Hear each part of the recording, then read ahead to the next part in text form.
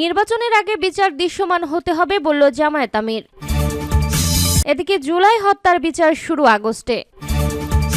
এছাড়া road March, পদযাত্রা সহ নানা কর্মসূচির পরিকল্পনা, ফের মাঠে নামছে বিএনপি। আরও থাকছে, পরিবর্তনকে থামিয়ে দেওয়ার চেষ্টা হলে আবারও রাজপথে নামব বলল আক্তার হোসেন। এবং সর্বশেষ জানিয়ে দেব, মানুষের মধ্যে আতঙ্ক তৈরি করে রেখেছে মব বলল রুহুল কবির রিজভী। শিরোনাম শুনছিলেন, এবার বিস্তারিত।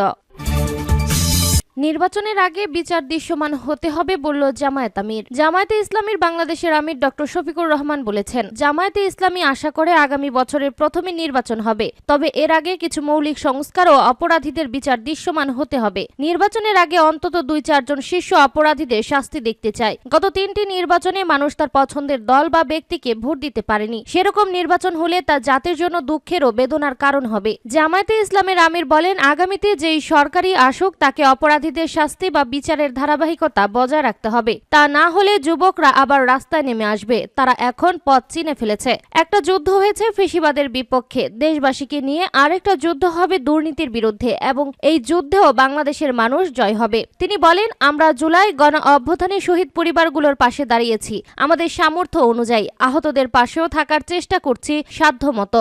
ইনশাল্লাহ দেশ পরিচালনার দায়িত্ব আমরা পেলে অবশ্য শহীদ পরিবার এবং আহতদের যথাযথ সম্মান দেওয়া হবে। তিনি বলেন, ইতিহাস যাতে বিকৃত না হয় সেজন্য আমরা জুলাই গণ অভ্যুত্থানের শহীদ ও আহতদের তথ্য লিপিবদ্ধ করা শুরু করেছি।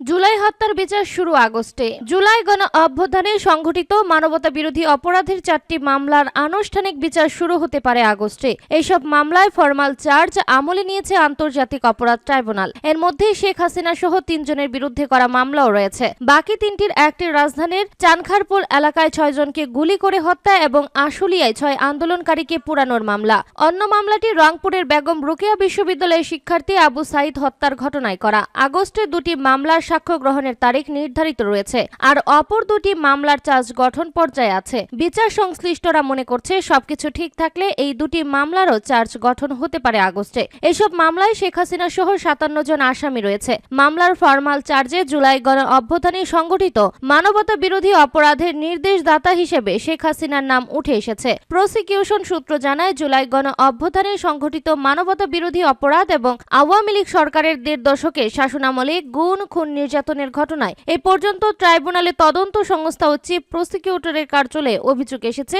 430টি। এখন পর্যন্ত যে 27টি মামলা হয়েছে, এর মধ্যে 23টি বিবিধি মামলা বা মিস কেস, আর 4টি মিস কেস নিয়মিত মামলায় রূপ নিয়েছে। এইসব মামলায় শেখ হাসিনা সহ 206 জনকে আসামি করা হয়েছে। এর মধ্যে গ্রেপ্তার করা হয়েছে 73 জনকে, এখনো পালাতক 132 জন। জানতে চাইলে প্রসিকিউটর বি.এম. সুলতান মাহমুদ বুধবার যুগান্তরকে বলেন, ট্রাইব্যুনালে এখন পর্যন্ত 27টি মামলা রয়েছে। এর মধ্যে 23টি বিবিধ মামলা বা মিস কেস, 4টি মিস কেস নিয়মিত মামলায় রূপ নিয়েছে। এই 4টির মধ্যে নির্দেশদাতা হিসেবে শেখ হাসিনা সহ 3 জনের বিরুদ্ধে 1টি এবং রাজধানীর চানখারপুলে 6 জনকে গুলি করে হত্যা সহ 2টি মামলার ওপেনিং স্টেটমেন্ট ও সাক্ষ্য গ্রহণ শুরুর জন্য রেখেছে আদালত। আশা করি সবকিছু ঠিক থাকলে আশুলিয়ায় 6 আন্দোলনকারীকে পুরানো এবং রংপুরে বেগম রোকেয়া বিশ্ববিদ্যালয়ের শিক্ষার্থী আবু সাইদ হত্যা মামলা 2টিও আগস্টে সাক্ষ্য গ্রহণ শুরু হতে পারে। তবে সবকিছু ট্রাইব্যুনালের এখতিয়ার। রোড মার্চ, পদযাত্রা সহ নানা কর্মসূচির পরিকল্পনা, ফের মাঠে নামছে বিএনপি। কোনো ধরনের উস্কানিমূলক ও আক্রমণাত্মক বক্তব্য আমলে না নেওয়ার পরামর্শ।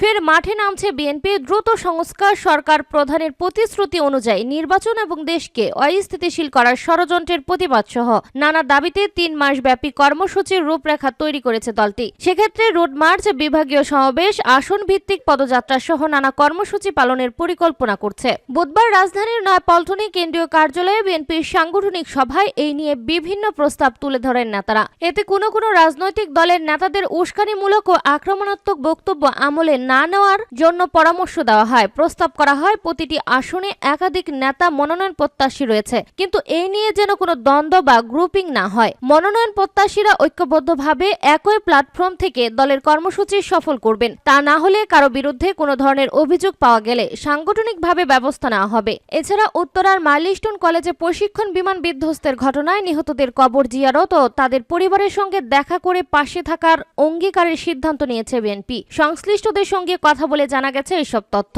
ওই সভায় বিভাগীয় সাংগঠনিক ও সহসাংগঠনিক সম্পাদকরা উপস্থিত ছিলেন। এতে ভার্চুয়ালি যুক্ত ছিলেন দলটির ভারপ্রাপ্ত চেয়ারম্যান তারেক রহমান। নাম প্রকাশে অনিচ্ছুক দলটির একাধিক সাংগঠনিক সম্পাদক যুগান্তরকে বলেন, অন্তর্বর্তীকালীন সরকারকে ব্যর্থ হতে দিতে চায় না বিএনপি। এজন্যই সরকারকে সব ধরনের সহযোগিতা করে আসছে, সামনেও করবে। কিন্তু দেশের আইন শৃঙ্খলা পরিস্থিতি উদ্বেগজনকভাবে অবনতি হচ্ছে। এই সুযোগে কেউ কেউ দেশের পরিস্থিতিকে অস্থিতিশীল করার পায়তারা করছে। সেক্ষেত্রে সরকারের কোনো কার্যকর ভূমিকাও দেখা যাচ্ছে না। বিএনপি একটি দায়িত্বশীল দল হিসেবে তা হতে দিতে পারে না। এজন্য 3 মাস ব্যাপী কর্মসূচি নিয়ে মাঠে নামার পরিকল্পনা করা হচ্ছে। তিনি আরো বলেন, বড় দল হিসেবে কয়েকটি আসনে একাধিক মনোনয়ন প্রত্যাশী নেতা রয়েছে। কিছু কিছু এলাকায় এই নিয়ে নিজেদের মধ্যে দ্বন্দ্ব আছে। এই বিষয়ে দলের পক্ষ থেকে শক্ত পদক্ষেপ নেওয়ার প্রস্তাব করা হয়। এতে বলা হয়, আসন ভিত্তিক পদযাত্রা কর্মসূচি সহ সামনের দিনে যেসব কর্মসূচি নেওয়া হবে তা সবাই ঐক্যবদ্ধভাবে সফল করবে। সেক্ষেত্রে দলের কোনো গ্রুপিং নেই, এই প্রত্যয়ে একসঙ্গে কাজ করবে। প্রস্তাবগুলো নিয়ে 2-1 দিনের মধ্যে আবারও সাংগঠনিক দায়িত্বপ্রাপ্ত নেতাদের বৈঠক করার কথা রয়েছে। সেই বৈঠকে কর্মসূচিকে সুনির্দিষ্ট করে ভারপ্রাপ্ত চেয়ারম্যানকে দেওয়া হবে। পরে তা দলের সর্বোচ্চ নীতি নির্ধারণী ফোরাম জাতীয় স্থায়ী কমিটির সভায় আলোচনার মাধ্যমে চূড়ান্ত করার কথা রয়েছে। পরিবর্তনকে থামিয়ে দেওয়ার চেষ্টা হলে আবারও রাজপথে নামবো বলল আক্তার হোসেন। জাতীয় নাগরিক পার্টি এনসিপি সদস্য সচিব আক্তার হোসেন বলেন, জীবন ও রক্তের বিনিময়ে যে পরিবর্তনের আশা করা হয়েছিল সেই পরিবর্তনকে থামিয়ে দেওয়ার চেষ্টা করা হলে আবারও সবাইকে সঙ্গে নিয়ে রাজপথে জীবন দিয়ে বাংলাদেশকে নতুনভাবে সাজানো হবে। তিনি বলেন, সংস্কারের মাধ্যমে বাংলাদেশের প্রতিষ্ঠানগুলোকে ঢেলে সাজাতে হবে। কারণ গত অর্ধশতকে দেশের প্রতিটি প্রতিষ্ঠান দলীয় ব্যবস্থাপনার মধ্য দিয়ে পরিচালনা করার মাধ্যমে দলীয়করণ করা হয়েছে।